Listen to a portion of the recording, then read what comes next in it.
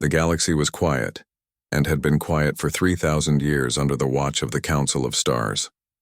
12 ancient species ruled together and kept peace across millions of worlds. They had technology that could move stars and weapons that could crack moons, but they rarely used them, because there was no need. Trade flowed freely between systems and conflicts were solved with words instead of war. The Council believed they had perfected civilization and that nothing could threaten their perfect order. Then humanity arrived from a small blue planet called Earth, and everything changed. It was the year 2247, when the first human ship broke through the barrier between normal space and faster-than-light travel. The ship was called the UNSS Horizon, and it carried only 300 people led by Commander Jake Morrison. Jake was a military man who had spent 20 years in Earth's unified fleet, learning how to survive in the cold vacuum of space. He was tall with gray eyes and a square jaw that never smiled much. Next to him stood Lieutenant Amy Carter, who handled all the weapon systems and had a sharp mind for tactics. Dr. Paul Henderson came along too because someone needed to understand the aliens they were about to meet. The Council station orbiting Kelrath Prime was massive beyond human comprehension. It was a ring of metal and light that circled 2 stars and housed billions of beings from dozens of species. When the Horizon docked, Jake and his crew walked into a hall so large that clouds formed near the ceiling. Thousands of aliens stared at them with eyes that had too many pupils or no pupils at all. Some had scales and some had fur, and some seemed to be made of living crystal that hummed with inner light. Ambassador Thelkar of the Vryn Empire greeted them with what might have been a smile, but looked more like a threat display. The Vryn were tall and thin with 4 arms and skin that shifted between blue and purple depending on their mood. Thelkar spoke in a voice that sounded like music and offered humanity a place among the protected species. He explained that young races like humanity needed guidance and supervision until they matured enough to handle the responsibilities of galactic civilization. It was a generous offer, he said, and one that humanity should accept with gratitude. Jake listened to the entire speech without interrupting, and when Thelkar finished, Jake said no. The word hung in the air like a physical thing, and the massive hall went silent. No species had ever refused Council protection before. It simply was not done. Thelkar's skin flashed bright red, and he asked if Jake understood what he was refusing. Out in the galaxy there were pirates who would raid human colonies and corporations, who would exploit human labor and dangers beyond the rim that even the Council feared. Without protection, humanity would face all of this alone. Jake understood perfectly. He explained that humanity had not survived 10,000 years of war and disease and disaster on Earth, just to hand over their freedom to strangers. Humans would build their own colonies and defend their own people and make their own mistakes. They did not need or want the Council's protection. Paul Henderson tried to soften the message by thanking the Council for their generous offer, but Jake's words had already done their damage. Amy Carter just smiled because she had expected this exact moment. The Council deliberated for 3 days while the Horizon waited in orbit. Finally, they agreed to classify humanity as independent, but unaligned, which meant humans could do whatever they wanted, but the Council would not help them when things went wrong. Thelkar personally delivered the decision and warned Jake that he was making a terrible mistake. Jake thanked him for his concern and returned to the Horizon. As the ship jumped back to Earth, Amy asked if he really thought they could survive without the Council's help. Jake said they would find out soon enough. Humanity spread across the stars faster than anyone expected. Within 5 years, there were human colonies in 15 systems and human ships trading in 30 more. They were miners and engineers and farmers who turned lifeless rocks into living worlds through sheer stubborn effort. The Council species watched with mixed feelings of admiration and concern because humans did not follow the established rules. They built their colonies too close to dangerous regions and pushed into territories that other species had abandoned as too risky. They did not seem to understand the concept of acceptable loss. The other species began to test humanity's resolve. Pirates attacked human freight convoys expecting easy prey, but found that human cargo ships carried weapons and crews who knew how to use them. The Zesic Consortium tried to sabotage human mining operations on the edge of their territory, but human engineers rebuilt everything in half the time and added better defenses. A minor warlord demanded tribute from the human colony on Drexar 3, and the colonists responded by capturing his flagship and sending it back to him in pieces. Word spread quickly that humans were not to be underestimated. Jake Morrison became an admiral during those 5 years and commanded a growing fleet from the UNSS Valiant. The ship was not elegant like council vessels with their sweeping curves and artistic designs. It was a block of armor and weapons built for one purpose, which was to protect human interests. Amy Carter served as his tactical officer, and together they trained crews who learned to fight in ways the galaxy had not seen before. They practiced boarding actions and point-blank combat and ramming maneuvers that other species considered insane. Paul Henderson established research stations across human space and worked to understand the technologies that made the galaxy function. The Council continued to offer guidance which humanity continued to ignore. They sent diplomats who explained proper procedures for everything from declaring sovereignty to disposing of waste. Humans listened politely and then did things their own way, which usually worked but sometimes ended in disaster. 3 colonies failed in the first decade because humans pushed too hard into hostile environments. 2,000 people died in those failures, but the survivors learned and the next colonies succeeded. This was the human way of doing things through trial and error and blood. By 2261, humanity had become a recognized power in their corner of the galaxy, even if they were not respected by the older species. They had 30 colonies and a fleet of 200 warships and a reputation for being dangerous and unpredictable. The Council still believed that eventually humans would mature and join the civilized galaxy properly. They had no idea that everything was about to change, and that humanity would soon show the galaxy what they were truly capable of when pushed to the edge. The discovery on New Haven changed everything, and Dr. Linda Hayes was the one who made it. She had been leading an archaeological team on the human colony in the Drexar system when they found structures buried 3 miles beneath the surface. The structures were older than anything in the Council's records and made from materials that should not exist according to known physics. Linda was a small woman with brown hair always tied back and glasses she refused to replace with gene therapy because she liked how they made her look.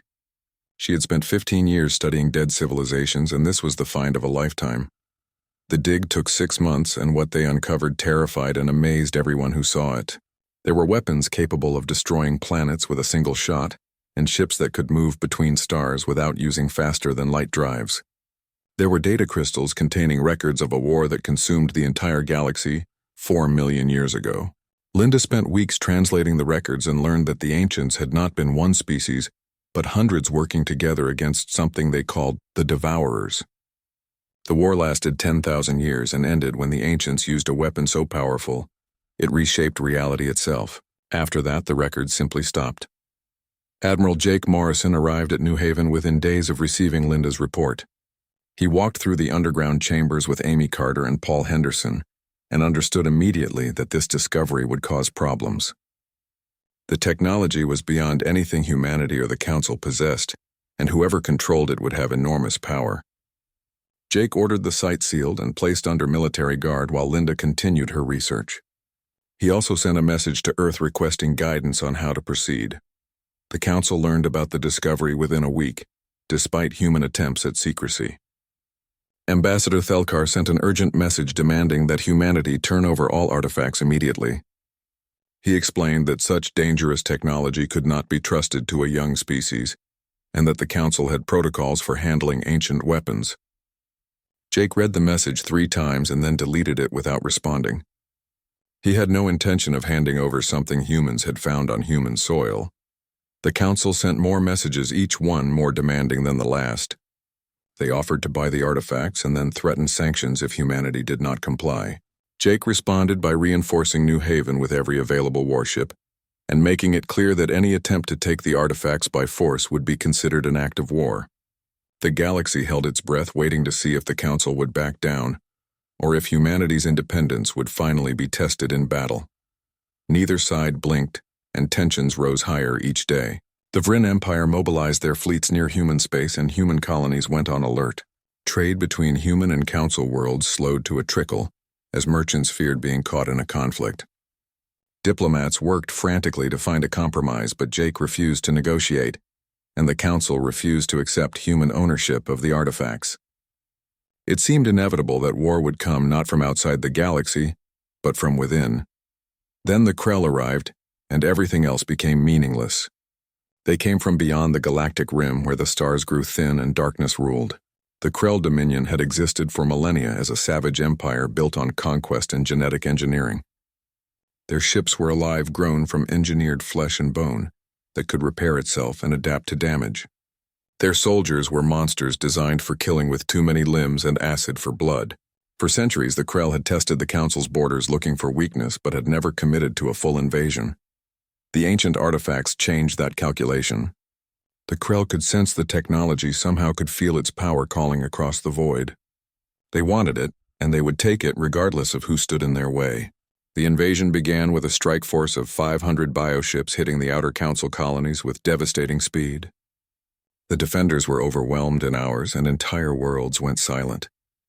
The Council fleet responded, but their ships were designed for peacekeeping and police actions, not total war against an enemy that fought with pure savage fury. The Vryn Empire took the brunt of the initial assault because their territory bordered the Rim.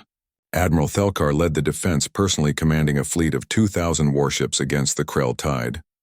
The Battle of Vryn Prime lasted 3 days and ended with the Vryn fleet shattered and Thelkar dead.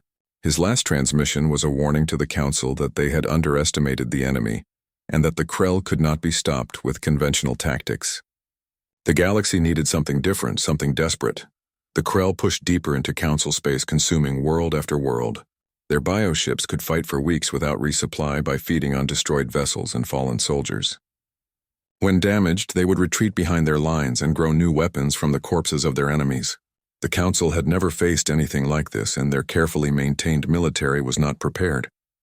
Planets fell in days, and populations were harvested for genetic material to create more Krell soldiers. Within 6 months, a third of Council territory was under Krell control, and trillions were dead or enslaved. The Council sent a desperate message to Earth carried by a Vryn diplomat who had survived the destruction of his fleet. He arrived at the UNSS Valiant and requested an audience with Admiral Morrison. Jake met him in a conference room and listened as the diplomat explained that the Council had been wrong about humanity. They had been arrogant and dismissive, and now they were paying the price. He asked if humanity would help them, not for the Council's sake, but for the sake of all the innocent beings dying under Krell claws. Without help, the galaxy would fall, and eventually the Krell would come for Earth too. Jake did not answer immediately. He sent the diplomat to guest quarters and called a meeting with his senior staff. Amy Carter argued that humanity owed the Council nothing after years of condescension and near conflict. Paul Henderson countered that millions were dying and that humanity had the strength to make a difference. The debate went on for hours, and finally Jake made his decision. He would present the Council's request to Earth's government and let them decide, but he would recommend that humanity join the fight. The message reached Earth and sparked fierce debate in the United Nations Assembly. Many representatives argued that this was not humanity's war, and that human blood should not be spilled for a council that had never respected them. Others said that standing aside while genocide occurred was unacceptable, regardless of past grievances. General Kevin Drake, commander of Earth's unified military, gave a speech that changed minds. He said humanity did not fight for the council, but for what was right. He said the galaxy needed to learn what humans could do when they chose to stand against evil. The vote was close, but ultimately humanity decided to go to war. Every shipyard from Earth to the outer colonies shifted to military production. Volunteers flooded recruitment centers and reserve fleets were activated. Jake Morrison received orders to take the human fleet to Council space and engage the Krell with full force. As the ships prepared to jump, Linda Hayes made a final discovery in the ancient records.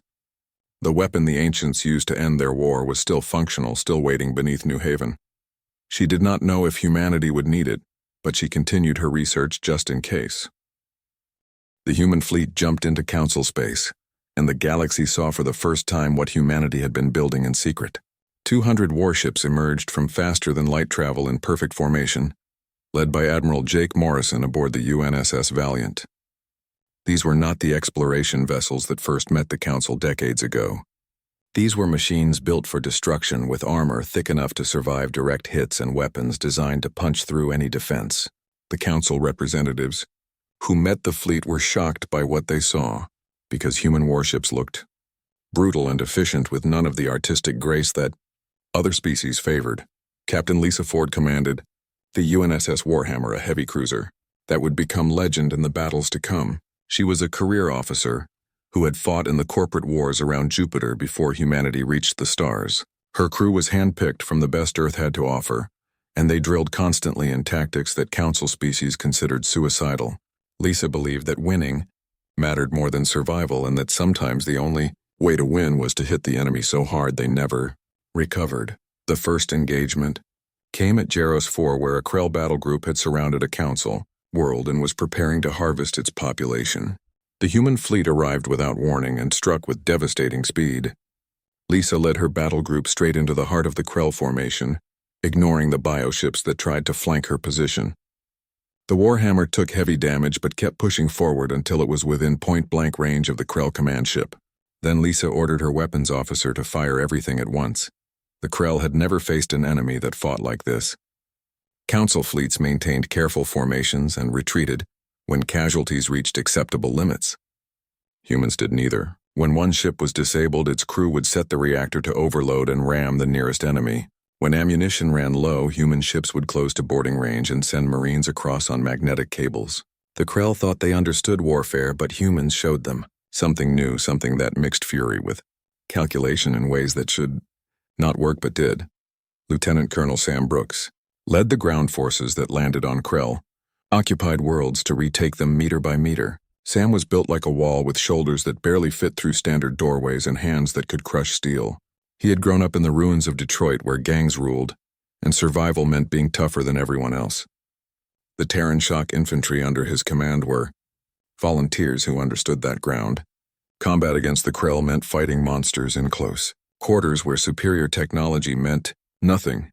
The battle for Teleris Prime became the defining moment of the ground war. The planet held 20 million civilians trapped in cities surrounded by Krell forces. Sam took 5,000 soldiers and dropped directly into the capital city with orders to hold long enough for evacuation ships to arrive. The fighting started before they hit the ground and did not stop for 16 days. The Krell threw everything they had at the human position, wave after wave of bioengineered horrors that should have overwhelmed the defenders. Sam's troops fought with weapons that could vaporize Krell soldiers, and when those ran out, they fought with blades and bare hands. They held apartments and streets and city blocks against enemies that did not fear death, because death meant nothing to creatures grown in vats for war. Human soldiers learned to aim for the nerve clusters that paralyzed Krell warriors, and to use fire because the bioengineered flesh burned easily. They learned that Krell adapted to tactics quickly, so tactics had to change constantly.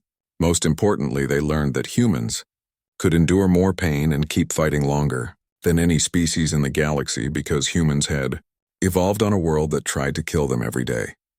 14 million civilians escaped from Teleris Prime before the evacuation fleet finally arrived. Sam Brooks died on the 17th day, holding a choke point that let the last transport ships lift off. He took 200 Krell warriors with him when his position was finally overrun. The galaxy learned his name and what he represented, which was that humans would sacrifice everything to protect those who could not protect themselves.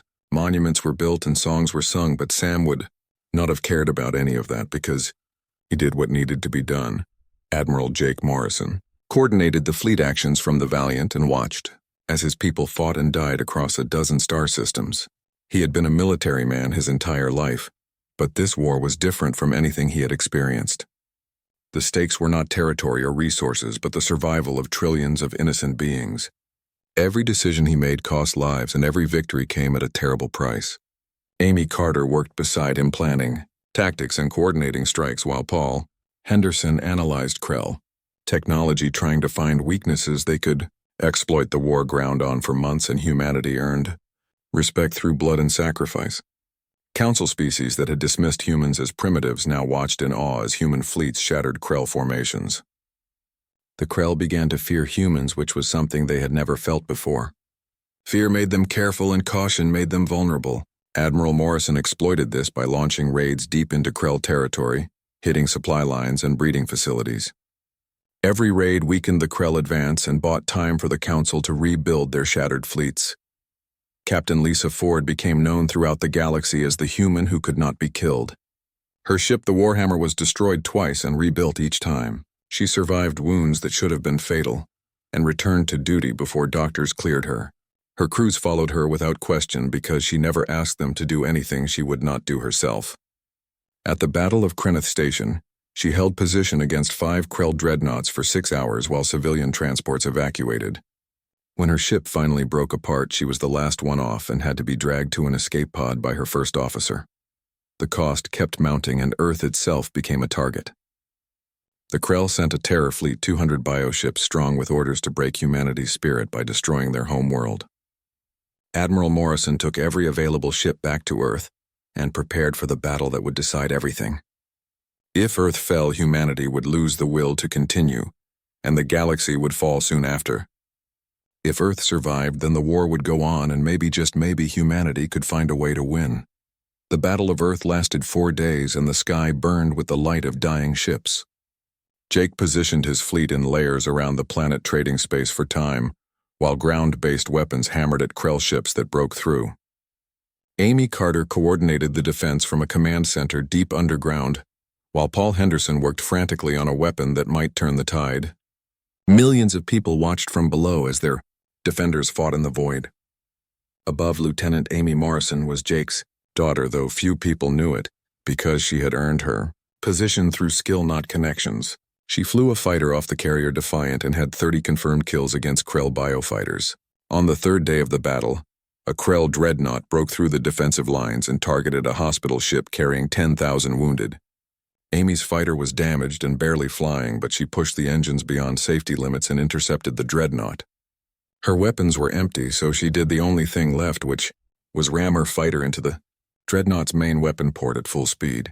The explosion crippled the dreadnought long enough for other ships to destroy it, and the hospital ship escaped. Jake received word of his daughter's death while coordinating the battle and did not allow himself time to grieve. He kept giving orders and making decisions because that was his duty, and nothing else mattered until Earth was safe. On the 4th day, the last Krell ship was destroyed and Earth still stood. The victory was absolute but felt hollow because of what it cost. The war entered its 3rd year, and humanity had become the weapon the Council wielded against the Krell. Human fleets operated across half the galaxy, striking at Krell positions, with tactics that continued to evolve and surprise. The Krell adapted as they always did, but humans adapted faster because they had spent 10,000 years fighting each other on Earth and learned every possible way to kill. What the Krell saw as savage unpredictability was actually the product of countless wars distilled into doctrine that valued results over elegance. Admiral Jake Morrison was exhausted in ways that sleep could not fix. He had lost his daughter at Earth and the grief sat in his chest like a stone, but he could not afford to stop. Every day brought new reports of worlds under attack and fleets needing reinforcement. He coordinated everything from the Valiant, while Amy Carter handled tactical planning and Paul Henderson worked on understanding the ancient technology that Dr. Linda Hayes continued to study on New Haven. The 3 of them had become the core of humanity's war effort, and the galaxy looked to them for hope. The Krell changed their strategy. After the defeat at Earth, they stopped trying to break through human defenses with brute force and instead focused on longer campaigns designed to wear down human resources. Bioships began hit-and-run attacks on supply convoys and colonial infrastructure. Krell infiltrators, creatures that could pass for other species, began sabotage operations behind Council lines. The war became harder to fight because the enemy was everywhere and nowhere.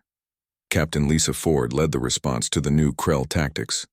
She organized hunter-killer groups that tracked down Krell raiders and destroyed them before they could retreat. Her methods were brutal and effective, which made her controversial among Council commanders who still believed in civilized rules of warfare. Lisa did not care what they thought because she understood that the Krell did not follow rules, and neither would she. At the Battle of Krennic's Nebula, her group ambushed a Krell fleet twice their size by hiding in a radiation cloud that should have killed them. Half her ships were damaged by the radiation, but they destroyed the entire Krell fleet. Dr. Linda Hayes made the breakthrough that would end the war, though she did not realize it at first.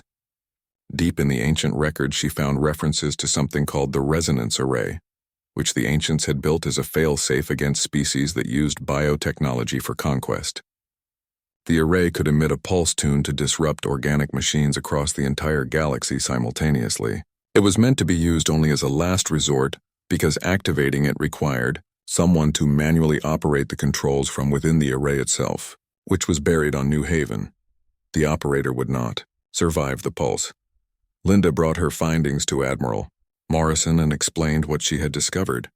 The array could shut down every Krell bioship and weapon in an instant, ending the war immediately. The cost would be one life for trillions saved, which seemed like an acceptable trade. Jake asked if there was any way to automate the activation, and Linda said no, because the array required constant real-time adjustments during the pulse sequence. Someone had to be there operating it manually, or it would not work. The news spread quickly through the human fleet, and volunteers began stepping forward immediately. Jake interviewed dozens of people who wanted to sacrifice themselves to end the war. Some were soldiers looking for redemption after surviving when friends died. Some were civilians who had lost everyone they loved to the Krell. All of them were heroes, but Jake needed someone with specific skills who could fly a ship deep into Krell territory and survive long enough to reach New Haven. Captain Greg Palmer was a pilot who had flown more missions behind enemy lines than anyone else in the fleet. He was quiet and thoughtful, with a wife on Earth and 2 daughters who sent him letters every week. Greg had spent his entire career getting people out of impossible situations, and now he volunteered to go into a situation with no way out. When Jake asked him why, he said it was because someone had to do it, and he was the best chance of success. Greg's wife knew what he was volunteering for because he never lied to her, and she told him she was proud of him, which made everything harder. The plan was simple in concept, but nearly impossible in execution. Greg would take a stealth ship called the UNSS Whisper through Krell space to New Haven. The colony had been overrun months ago and was now a Krell staging area. He would land near the ancient site and make his way underground to the array. Linda Hayes provided detailed instructions on how to activate it and what adjustments to make during the pulse sequence. Once activated, the pulse would take approximately 3 minutes to reach full power and spread across the galaxy. Greg needed to survive those 3 minutes. The Whisper launched from the Valiant with Greg as the only crew member. The ship was packed with enough supplies to last 2 weeks and weapons to fight through whatever Krell forces he encountered. Amy Carter had programmed a route that avoided major Krell positions, but there was no way to predict everything.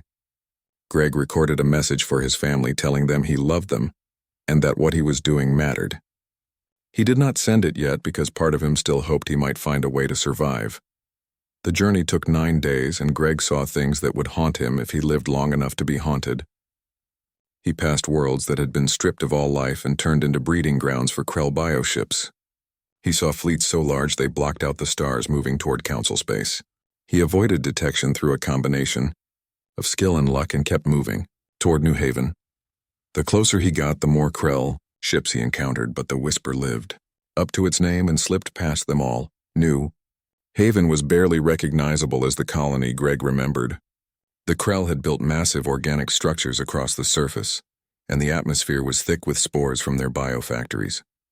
Greg landed the Whisper in a crater 5 miles from the dig site and proceeded on foot. He wore a sealed combat suit and carried weapons designed to kill Krell warriors quietly. The journey across the devastated landscape took 6 hours, and he had to fight his way through 3 Krell patrols. The entrance to the ancient site was guarded by a dozen Krell warriors, but they were not expecting an attack from a single human.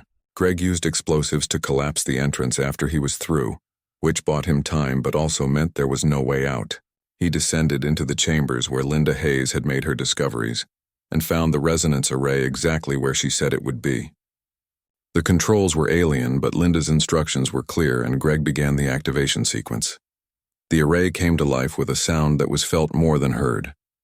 Lights that had been dark for 4 million years began to glow, and the walls vibrated with building energy. Greg made the adjustments Linda had specified and watched as the power levels climbed toward critical. Above him, he could hear the Krell tearing through the collapsed entrance trying to reach him. They knew something was happening and were desperate to stop it. The pulse began, and Greg felt it in his bones. The energy released by the array was beyond anything human science could measure. It rippled out from New Haven at faster than light speed, washing over the galaxy like a wave. Everywhere it touched, Krell biotechnology shut down. Ships went dead in space. Weapons ceased functioning. Soldiers collapsed as their enhanced organs failed. In 3 minutes, the Krell Dominion was crippled beyond recovery. Greg Palmer's last transmission reached the Valiant just as the pulse completed. He said to tell his daughters he loved them and that what he did was worth it. He said the war was over and humanity had won. Then the transmission cut off as the Krell broke through to the array chamber. Admiral Jake Morrison listened to the message 3 times and then ordered fleet-wide confirmation of the pulse effects. Reports came back from across the galaxy that Krell forces had ceased all activity. The war was over and one man had ended it. The silence after the war was deafening because for 3 years the galaxy had known only the sound of battle and dying. Krell bioships drifted lifeless through space and their soldiers collapsed on 1,000 occupied worlds. Council forces moved in to secure former Krell territory and found entire fleets frozen in positions they would never leave. The Pulse had done exactly what Dr. Linda Hayes promised, turning the Krell's greatest strength into instant weakness. Within 1 week, the Krell Dominion surrendered, unconditionally, and what remained of their leadership begged for mercy. Admiral Jake Morrison sat in his quarters aboard the Valiant and tried to process what victory felt like. He had lost his daughter and thousands of his people and watched as entire human colonies were destroyed. The cost of winning was written in blood across dozens of star systems. Amy Carter found him there staring at a picture of Lieutenant Amy Morrison in her flight suit, smiling like she had no idea what was coming. Amy Carter said nothing because there was nothing to say that would make the loss hurt less. The galaxy counted its dead, and the numbers were staggering. 3 billion humans had died in the war along with trillions of Council citizens. Entire species were reduced to remnant populations. Worlds that had flourished for thousands of years were now graveyards. The Krell had been stopped, but the scars they left would take generations to heal. Yet in all the grief and loss there was also gratitude because things could have been so much worse if humanity had not answered the call. The Council of Stars held a special session on Kelrath Prime and invited Admiral Morrison to attend. He arrived with Amy Carter and Paul Henderson and walked into the same massive hall where Commander Jake Morrison had refused Council protection decades ago. This time the reception was different. Every species represented in the Council rose when he entered and remained standing until he reached the central platform. It was a gesture of respect that transcended words. The Council offered humanity a permanent seat not as a protected species, but as full members with equal voice in all decisions. They acknowledged that humanity had saved the galaxy when the Council's own forces failed. They admitted their arrogance in dismissing humans as primitives and asked forgiveness for their past treatment. The offer came with no conditions and no expectations beyond what any Council member owed to the Alliance. Jake listened to speeches from dozens of ambassadors praising human courage and sacrifice. He heard stories about Sam Brooks holding the line at Talaris Prime, and Captain Lisa Ford fighting impossible odds, and Greg Palmer ending the war with his sacrifice. He heard his daughter's name spoken with reverence by species who had never met her. When it was finally his turn to speak, he walked to the podium and looked out at the assembled representatives of galactic civilization. He accepted the Council's offer because isolation served no purpose and humanity needed allies in a dangerous galaxy. But he reminded everyone present that humans had not fought for recognition or reward. They fought because it was necessary, because millions were dying, and because standing aside while evil triumphed was not acceptable. He warned that the galaxy must never forget the price of complacency or the cost of dismissing those who seemed different or lesser. Power without wisdom led to tyranny, and wisdom without action led to extinction. The Council heard his words and voted to reform their entire structure. The old system of 12 ancient species ruling everyone else was abolished. In its place came a federation where any species could have a voice, and where decisions were made by consensus rather than decree. The military was restructured too, with humans training Council forces in tactics that emphasized adaptability and sacrifice. The goal was to ensure that the galaxy would never again be caught unprepared when threats emerged. Monuments were erected across 1,000 worlds to honor the fallen. On Earth, a wall was built listing every human who died in the war. The wall stretched for miles and contained 3 billion names carved in black stone. People came from all over Earth to touch the names and remember. Sam Brooks and Amy Morrison and Greg Palmer were honored with statues, but so were the ordinary soldiers and pilots, and crew members who did their duty without expecting glory. Captain Lisa Ford survived the war, though her body carried scars that would never fully heal. She retired from military service and took a position training the next generation of fleet officers. Her lectures were famous for their brutal honesty about what war cost and why victory meant nothing if you lost yourself in the pursuit of it. Students called her the Iron Captain and treated her words as gospel because she had earned every lesson in blood. Dr. Linda Hayes continued her research on the ancient technology, though she limited her work to peaceful applications. The resonance array was destroyed after the war because no one wanted a weapon that powerful to exist. Linda agreed with the decision, though. Part of her mourned the loss of such incredible knowledge. She published her findings on the ancients and their civilization, which revolutionized understanding of galactic history. Her work revealed that the cycle of rise and fall had repeated many times, and that humanity was just the latest species to face the test. Paul Henderson became humanity's chief scientist and led efforts to share human technology with council species. He believed that cooperation was the only path forward, and that humanity's strength came not from hoarding knowledge but from spreading it. His work helped rebuild worlds devastated by the Krell and gave hope to species who had lost everything.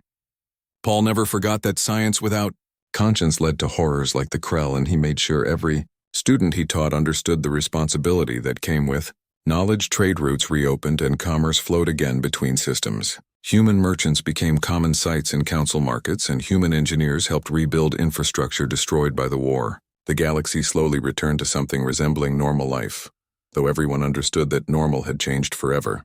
The war had stripped away illusions about safety and superiority, leaving only the truth that survival required unity and sacrifice. Jake Morrison lived to see his grandchildren born and to watch as humanity took its place among the stars, not as conquerors but as partners. He retired from the military and spent his final years writing a history of the war, so that future generations would understand what their ancestors had done. He died peacefully in his sleep at the age of 97, surrounded by family. His funeral was attended by representatives from every council species, and his coffin was draped in both the flag of Earth and the flag of the Council of Stars. In the archives of the Council and in the stories told to children across 100 worlds, one truth echoed through the generations. When the darkness came and the galaxy stood on the brink of extinction, it was humanity who answered the call, not because they were the strongest or the smartest, but because they refused to let evil win. They fought with courage and determination, and a stubborn refusal to give up even when victory seemed impossible. The phrase became a benediction spoken at memorials and celebrations alike. They were only human, but that was enough. It meant that greatness was not about superior technology or ancient wisdom, but about the choice to stand and fight when everything said to run. It meant that even the smallest voices could roar when the moment demanded it. And in the silence of space among the stars, humanity had fought so hard to protect their legacy lived on. Children played on worlds that would have been Krell breeding grounds if not for human sacrifice. Families grew and prospered in systems that would have been consumed if humanity had chosen isolation. The galaxy thrived because one species decided that freedom mattered more than safety, and that some things were worth dying for. The war had scarred the galaxy beyond healing, but those scars became reminders of what could be achieved when beings stood together against darkness. Humanity's name echoed forever, not in conquest or dominion, but in the memory of a species that looked at impossible odds and said, "We will try anyway." That was the true victory, and nothing could ever take it away.